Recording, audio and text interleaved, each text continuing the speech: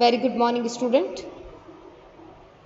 आज का जो हमारा टॉपिक है राइट टू एजुकेशन, जो कि 5th यूनिट का पार्ट है आपके। तो चलिए इसी के बारे में हम इम्पॉर्टेंट क्या क्या फैक्ट है, क्या क्वेश्चन बनते हैं, उसके बारे में देखने वाले हैं। तो देखिए सबसे पहला कि राइट टू एजुकेशन एक्ट, ये इस एक्ट के बारे में हम कह सकते हैं the act is completely, title क्या है इसका, the right of children to free and compulsory education act.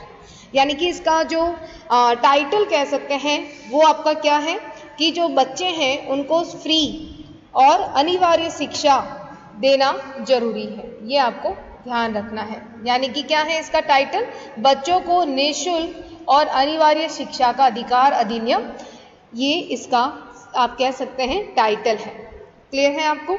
यानी मेन टाइटल आपसे पूछा जाए, आपको अपना क्वेश्चन स्टार्ट यहीं से करें, the title of free to education का, या आप कह सकते हैं राइट टू एजुकेशन का टाइटल क्या है, the right of children to free and compulsory education act, यानी बच्चों का निःशुल्क और अनिवार्य शिक्षा का अधिकार नियम। इसे अगस्त 2009 में संसद में पारित किया गया। यानी कि 2009 में इसे क्या किया गया, अपने पार्लियामेंट में इसे लाया गया। ठीक है, तो ये आपको ध्यान रखना है कि it was the passed by the parliament in August 2009। ठीक है, जब 2010 में अधिनियम लागू हुआ तो भारत में उन 135 देशों में से एक बन गया जहाँ पे शिक्षा हर बच्चे का मौलिक अधिकार है। यानी कि जब इसे लागू किया गया, ठीक है, when the act come into the force in 2010, India become one among 135 countries where education is a fundamental right of every child। यानी कि हर बच्चे का अधिकार क्या बन गया, शिक्षा लेना। क्लियर है, ये आपको याद रखना है। तो हमने दो इंपॉर्टेंट चीज यहाँ पे डिस्कस की है। फर्स्ट ऑफ ऑल टाइटल, कि राइट टू एजुकेशन का टाइटल क्या है, ये आपको लिखना है। उसके बाद में पार्लियामेंट में ये कब आया, संसद में कब आया, अगस्त 2009 में। तो ये आपको याद रखना है। क्लियर है? तो ये जो डेट है ये बहुत ही इम्पॉर्टेंट है कि ये कब आया, अगस्त 2009 में इसे पार्लियामेंट में लाया गया। और ये अधिनियम लागू कब हुआ है, ठीक है, तो ये आया 2010 में। क्लियर है? देखिए 86 यानी कि 86वें संविधान संशोधन 2009 ने भारत संविधान में अनुच्छेद 21A को शामिल किया गया, जिसमें कहा गया कि राज्यों में 6 से 14 वर्ष के सभी बच्चों को इस तरह से मुफ्त और अनिवार्य शिक्षा प्रदान करेगा जैसा कि राज्य कानून द्वारा निर्धारित कर सकता है। ठीक है, तो देखिए आपके कॉन्स्टिट्यूशन में एक अमेंडमेंट लेके आए 86वां, जो कि कब लेके आए हैं, 2002 में आर्टिकल 21A में। ठीक है, ये आप कह सकते हैं आपके संविधान में एक 21A अनुच्छेद जो है उसमें क्या बताया गया है, the state shall provide the free and compulsory education to all children of 6 to 14 years in such manner as the state may by law। ठीक है, यानी कि आपके लॉ में बताया गया 6 से 14 साल के बच्चों को मुफ्त और अनिवार्य शिक्षा देना राज्य का कानून द्वारा निर्धारित कर सकता है। ये आपको ध्यान रखना है। इसके अनुसार शिक्षा के अधिकार को क्या बना दिया गया है, मौलिक अधिकार बना दिया गया है। ये भी आपको ध्यान रखना है। तो ये एक फंडामेंटल राइट भी बनाया गया। क्लियर है? राज्य के नीति निर्देशक तत्वों की सूची से हटा दिया गया, यानी निर्देशक तत्व से हटा दिया गया। यहाँ तक कि आरटीआई 86 यानी कि 86वें संशोधन के तहत परिकल्पित परिणामी कानून है। देखिए यहाँ पे मुफ्त जो शब्द शामिल है, इसका मतलब क्या है कि कोई भी बच्चा अपने माता पिता द्वारा, सरकार द्वारा जो भी स्कूल में दाखिल लेने वाले के अलावा किसी भी तरह के निःशुल्क और शुल्क खर्च का भुगतान करने के लिए उत्तरदायी नहीं होगा। यानी उसे कोई भी पे नहीं करना है।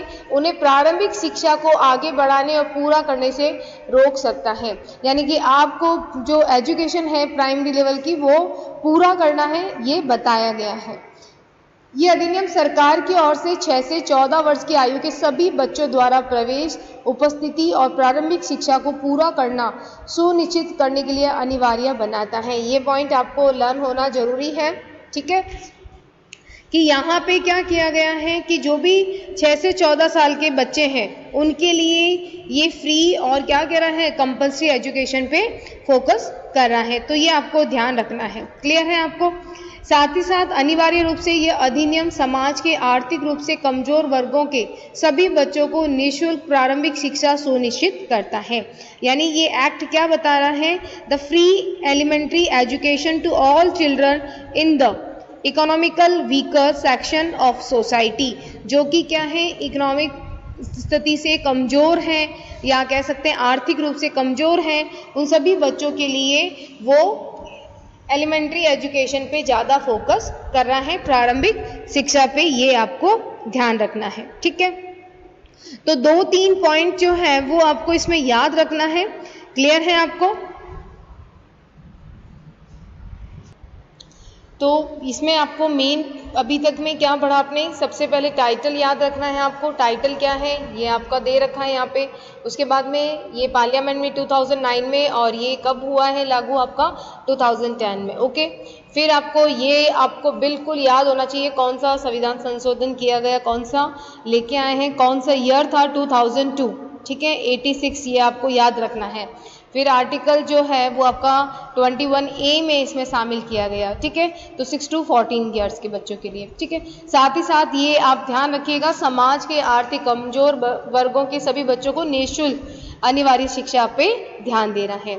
देखिए अब यहाँ पे अगर हम इसे संक्षिप्त में बात करें शॉर्टकट में, तो देखो क्या क्या पॉइंट दे रखा है। बच्चों को पड़ोस के एक स्कूल में अपनी प्रारंभिक शिक्षा पूरी करने तक मुफ्त और अनिवार्य शिक्षा का अधिकार, यानी ये जो राइट है बच्चों को क्या है, free and compulsory education to children, they complete their elementary education in a school in the neighbourhood, यानी कि जो आपके घर के पास जो स्कूल बनी है वहाँ पे वो अपनी प्रारंभिक शिक्षा को पूरी तरह से करेंगे कंप्लीट, और वो भी फ्री है और कंपल्सरी है, ये आपको ध्यान रखना है। सेकंड, इसमें क्या कहा है, अधिनियम में यह भी स्पष्ट करता है कि अनिवार्य शिक्षा का तात्पर्य क्या है, 6 से 14 वर्ष की आयु के बच्चों के प्रवेश, उपस्थिति और प्रारंभिक शिक्षा को पूरा करना सुनिश्चित करना है। सरकार की ओर से एक दायित्व है। फ्री शब्द ये बता रहा है कि बच्चे द्वारा कोई भी शुल्क नहीं देना है जो उसे ऐसी शिक्षा पूरी करने से रोक सकता है। मतलब आप बच्चे को ये कोई प्रेशर नहीं करना है कि वो कोई पैसा देगा, कोई फीस देनी है उसको, वो फ्री है। ठीक है, तो ये ध्यान रखिएगा कि इस एक्ट में क्या कहा गया है कि कंपल्सरी एजुकेशन, ठीक है, का मतलब क्या हो गया कि उसके एडमिशन, उसकी अटेंडेंस, ठीक है, ये सारे के सारे कंप्लीट करना है, ये एक सरकार ने अपनी दायित्व बताया है। अधिनियम में गैर प्रवेशित बच्चे को उसकी उपयुक्त आयु की कक्षा में, देखिए ये एक्ट क्या कह रहा है कि यहाँ पे इम्पॉर्टेंट क्या बताया गया है कि फ्री शब्द यानी कि जो भी बच्चे हैं उनको फ्री एजुकेशन देना। क्लियर है? साथ ही साथ इसमें क्या बताया है कि जो अधिनियम में गैर प्रवेशित बच्चे हैं उसकी उपयुक्त आयु की शिक्षा में प्रवेश देने का प्रावधान है। यानी जो आप कह सकते हैं नॉन एडमिटेड बच्चे हैं जिनका एडमिशन नहीं हुआ है, उनकी जो एज है उनकी अकॉर्डिंग उनको क्या देना है, एडमिशन देना है। इसमें बच्चे को शिक्षा सुनिश्चित करने में संबंधित सरकार, स्थानीय अधिकार और माता पिता के कर्तव्यों का उल्लेख है। यानी किस किस की ड्यूटी रहेगी, गवर्नमेंट की रहेगी, आपके लोकल जो ऑफिसर्स रहेंगे उनकी रहेगा, और साथ ही साथ पेरेंट्स की ये कर्तव्य रहेगा कि वो बच्चों को फ्री और एजुकेशन दें। क्लियर? साथ ही केंद्र और राज्य सरकार के बीच वित्तीय बोझ को बंटवारे का भी इसमें बताया गया है। यानी कि सिर्फ गवर्नमेंट जो होगी, सेंट्रल गवर्नमेंट या स्टेट गवर्नमेंट, उस पर बर्डन नहीं रहेगा, आपस में उनके बीच फाइनेंस को लेकर डिस्ट्रीब्यूशन होगा। यह छात्र शिक्षक अनुपात यानी जो टीचर स्टूडेंट का रेशियो है उसको भी बता रहा है। क्लियर है आपको?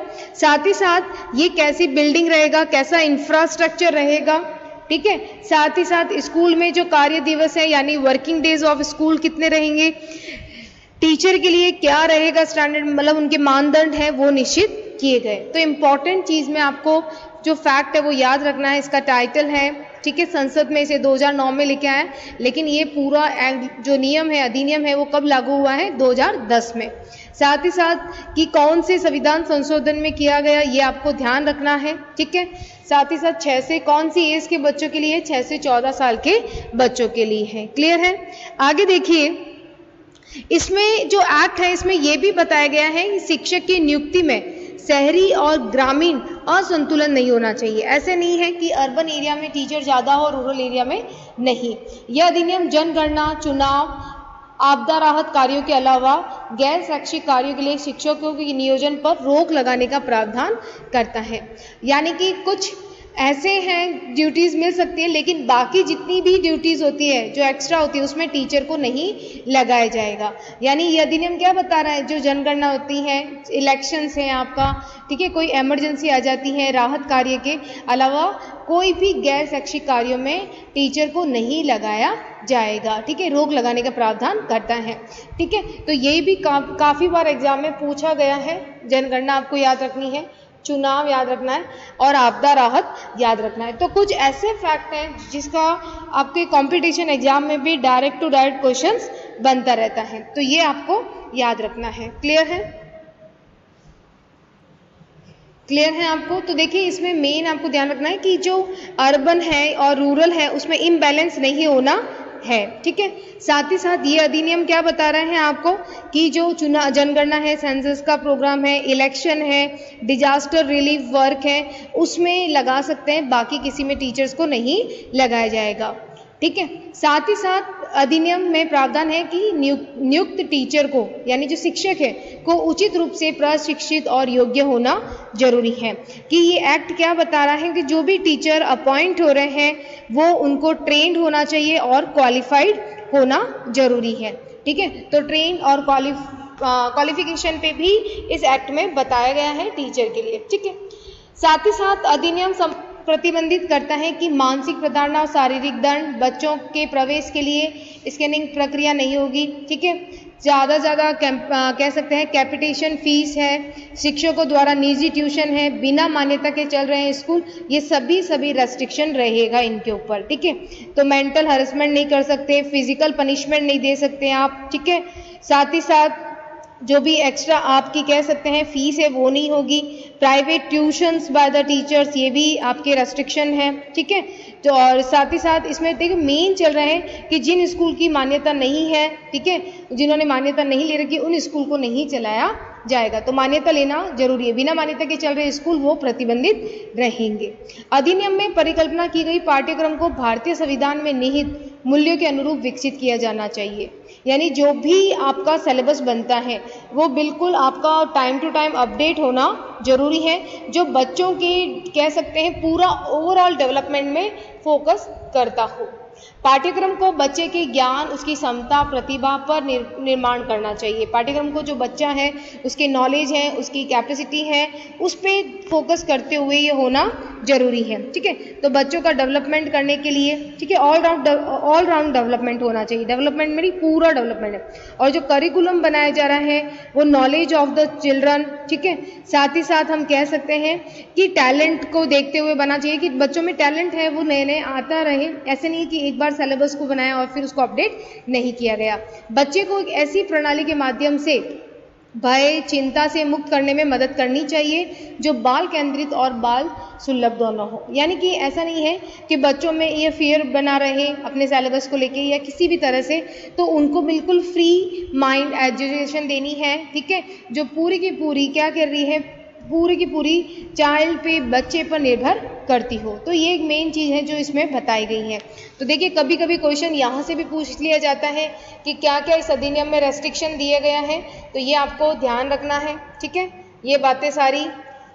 साथ ही साथ इस आरटीए एक्ट का महत्व क्या है, शिक्षा का अधिकार अधिनियम में पारित होने के साथ भारत सभी के लिए शिक्षा को लागू करने की दिशा में अधिकार है आधारित दृष्टिकोण को बढ़ गया है। यह अधिनियम राज्य और सरकार पर एक बच्चे के मौलिक अधिकारों को निष्पादित करने के लिए कानूनी दायित्व डालता है। देखिए यहाँ पे जो है सेंट्रल गवर्नमेंट और स्टेट गवर्नमेंट उन दोनों को ही बताया गया है कि एक बच्चे के लिए उसका राइट्स है एजुकेशन लेना, शिक्षा लेना उसका क्या है, अधिकार है। तो ये बताया गया है।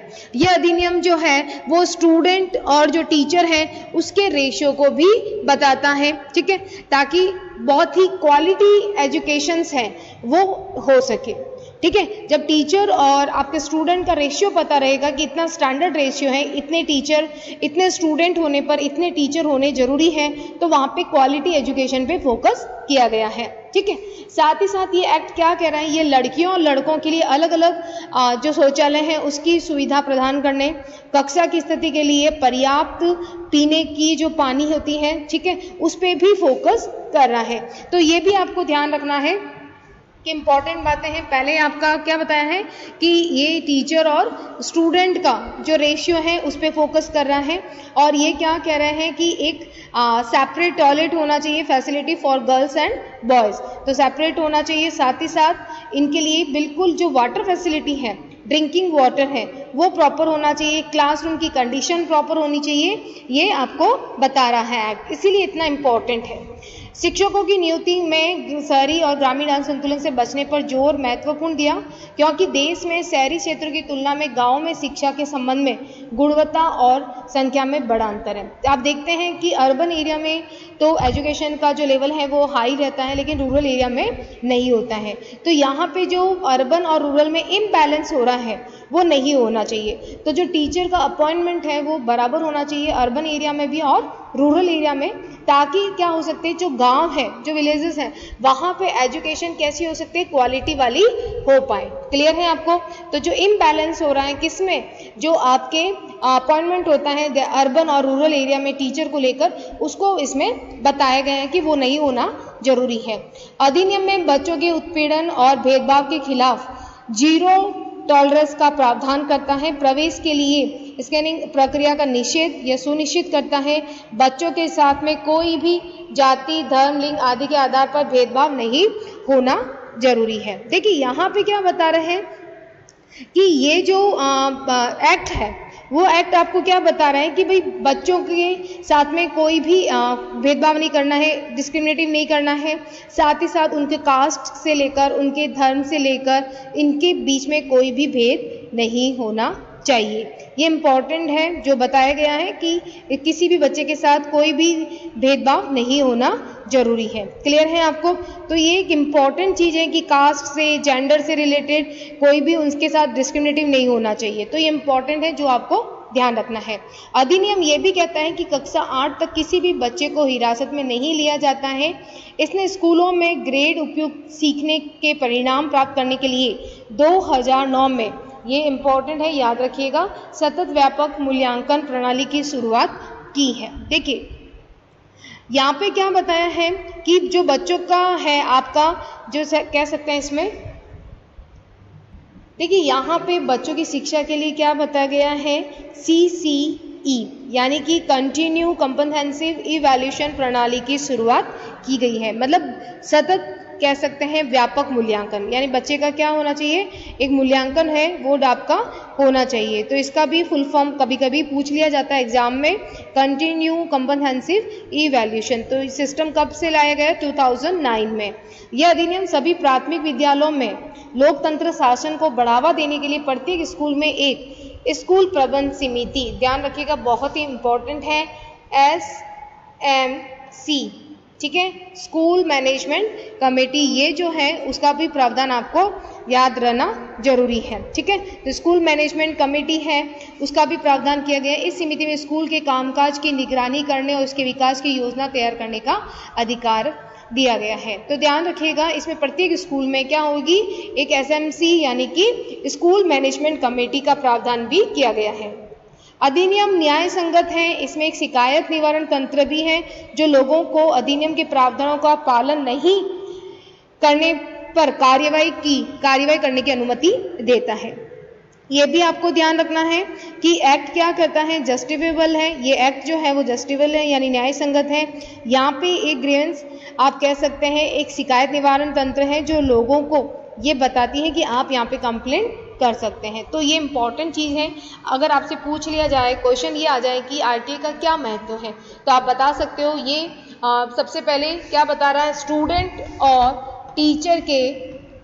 और टीचर का क्या बता रहा है, रेशियो बता रहा है। ये आपको ध्यान रखना है, ठीक है। साथ ही साथ जो बॉयज़ गर्ल्स हैं उनके लिए सेपरेट टॉयलेट की facility, drinking water, classroom perfect होना चाहिए, इसके बारे में बता रहा है, ठीक है। Second point.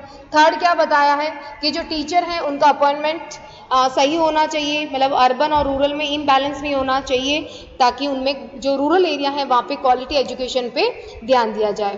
बच्चों के साथ कोई भी डिस्क्रिमिनेटिव जैसा कोई भी बिहेवियर नहीं करना है, बच्चों के साथ भेदभाव नहीं करना है, स्पेशल कास्ट, रिलीजन्स और इनके जेंडर से रिलेटेड कोई भी भेदभाव नहीं करना है।